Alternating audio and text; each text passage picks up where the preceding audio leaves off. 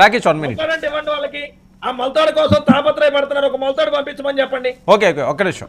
ఒకటి లోకేష్ ని కట్టుకోమనండి, ఇంకోటి చంద్రబాబు నాయుడు కట్టుకోమనండి. ఓకే అండి ఓకే మెల్లో వేసుకొని తిరుగు రెడ్డి గారు, నువ్వు మెల్లో వేసుకొని తిరుగు. ఎవరు మెల్ల వేసుకొని ఎవరు చెప్పులు దండ వేసి ఊరేగించే రోజులు వస్తే కంగారు ఎందుకు పడతాం? రాకేష్ ఆవిడ మాట్లాడినివ్వండి, ఆవిడకి ఇచ్చాను కదా. అన్ని చైల్డ్ ఆర్టిస్ట్ ఆంధ్రప్రదేశ్ లో ఉంటావు కదా, ఎక్కడికి పోగా పర్ఫార్మెన్స్ నచ్చిందే నువ్వు వాదు, నీకు మార్కులు ఇచ్చాం కదా. నీ పర్ఫార్మెన్స్ నచ్చిందిరా బాబు, ఇవ్వండి. నువ్వు అద్భుతంగా నటిస్తున్నావు అసలు. నువ్వు బ్రహ్మానందం గారు నేను చూస్తే అరే ఇంత అసలు నన్ను మించి నటుడు వచ్చానని అనుకుంటాడు. నువ్వు ఆపు, ఇంకా పర్ఫార్మెన్స్ సూపర్.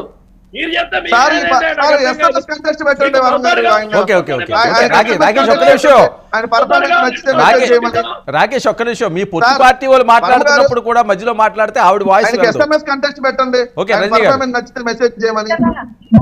మీరు ఆగండి. ఈ రోజు ఒక అధ్యక్షుడి గురించి మాట్లాడేటప్పుడు కొంచెం ఒళ్ళు దగ్గర పెట్టుకొని మాట్లాడితే బాగుంటుంది. ఎందుకంటే పవన్ కళ్యాణ్ గారిని విమర్శించడానికి ఆ స్థాయి పరిధి మీది సరిపోదు. ఎందుకంటే ముఖ్యమంత్రి గారి మీద మాట్లాడినప్పుడు ఆడిపోయావమ్మా లాయరమ్మా.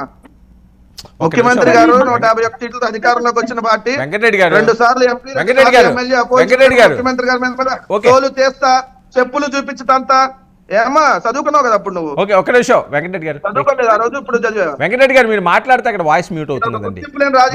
వచ్చాడు దేశంలో 2700 ఇట్లాంటి గుర్తింపు లేని పార్టీ అధ్యక్షుడు మళ్ళీ మేము గౌరవించాలండి. వెంకటరెడ్డి గారు ఒక్క నిమిషం. మీరు మాట్లాడితే అక్కడ వాయిస్ రావట్లేదు, మ్యూట్ అవుతుంది. ప్లీజ్ వెయిట్ చేయండి సార్. ఎలక్షన్ అయ్యాక వెంకటరెడ్డి అని తరిమి కొడతారు జన సైనికులను గుర్తు పెట్టుకోమనండి. ఒక్కొక్క మాట వెంకటరెడ్డి గారు మీరు నోట్ చేసుకొని సమాధానం చెప్పారు. పారిపోతారు కదా. సరే ఒక్క నిమిషం అండి. వెంకటరెడ్డి గారు మీరు నోట్ చేసుకోండి. ఎలక్షన్ తర్వాత గెలిచిన ఒక్క నిమిషం. ఏం భయం, గెలవకపోతే మేమేం కొట్టాం కదా. గెలిచిన తర్వాత తరిమి కొడతాం వెంకటరెడ్డి అన్న గుర్తు పెట్టుకోండి. ఈ రోజు ఒక అధ్యక్షుడి గురించి మాట్లాడుతున్నారు. దశాబ్ద కాలం నుంచి తన సొంత డబ్బుతో పార్టీ నడిపిస్తున్నాడు మాట్లాడుతున్నారు. మీ నాయకుడు సైనికులకు విరాళం ఎంత ఇచ్చాడు, తల్లినెట్లా చూసుకున్నాడు, చెల్లినెట్లా చూసుకున్నాడు. సిబిఐ కేసుల్లో ముద్దాయి రాష్ట్రం రావణ కష్టం అయిపోతుంది. రాజధానిలో దౌర్భాగ్య పరిస్థితి ఉంది. రాష్ట్రంలో రోడ్లు తింటున్నావా? తెలంగాణ హైదరాబాద్ పోతే చెట్ల సిగ్గు రాట్లా మనకి. ఈ రోజు 33,000 ఎకరాలు తీసుకున్నప్పుడు నేను విన్నాను, నేను ఇంకా గొప్ప కడతా అవుతున్నాడు, అద్దెంట్లో ఉన్నా, నేను సొంత ఇంట్లో ఉన్నాను అన్నాడే. వెంకటరెడ్డి గారు ఒక్క నిమిషం ఉండండి. మీరు మాట్లాడితే ఆవిడ వాయిస్ సరే మీరు మాట్లాడుతున్నప్పుడు వాళ్ళు ఆపేం కదా. ఒక్క నిమిషం ఉండండి. మీకు వాయిస్ రేస్ చేస్తే ఆవిడ ఏంటి ఒక వాయిస్ పోతుందండి. మాట్లాడితే వినండి. అమరావతిని రాజధానిగా నేను కొనసాగిస్తాను ఎందుకు చెప్పించలేకపోయారు? వెంకటరెడ్డి గారు రేపు మీరు చెప్పిద్దరిగాలండి. మేము ఈసారి మొన్న అయితే సరిగ్గా మెడలు వంచలేకపోయి ఈసారి మెడలు వంచి తెప్పిస్తాం 25 ఉండని చెప్తురిగాలండి. వెయిట్ చేయండి ఒక్క నిమిషం. సార్ ఈ రోజు 4.5 సంవత్సరాల పరిపాలనలో రాజధాని ఇక్కడి నుంచే నెలకొల్పుతానన్న వ్యక్తి కట్టల ఒక్క కంపెనీలు రాష్ట్రానికి.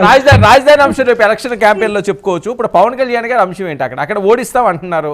1,00,000 మెజారిటీ అంటే 1,00,000 ఓట్లు కూడా రావన్నది వాళ్ళు ఛాలెంజ్ చేస్తున్నారు. ఆయన అక్కడి నుంచి పోటీ చేస్తారా లేదా అన్న అనుమానాన్ని కూడా వ్యక్తం చేస్తారు ఇప్పుడు కొత్తగా. సార్ ఆయనకి ఏదో అనుమానాలు ఉంటాయి. రాత్రి కలలు కంటాడు, నిద్ర పట్టక పొద్దున్నే వాటిని మన ముందు చెప్తాడు. అంతకు మించి ఏం లేదండి ఆయన. అందుకే అదే అజయ్ కల్లం గారి లాగా లేకపోతే అబ్దుల్ కలాం లాగా మంచి కలలు కంటా ఉండండి మేనిఫెస్టో రూపొందించినప్పుడు అన్నట్టుగా ఈ రోజు పిఠాపురం నుంచి పవన్ కళ్యాణ్ గారు పోటీ చేస్తున్నారు. వర్మ గారు దగ్గరుండి సపోర్ట్ చేస్తున్నారు. కూటమి గెలుస్తుంది. వంగా గీత గారికి డిపాజిట్ రాదు.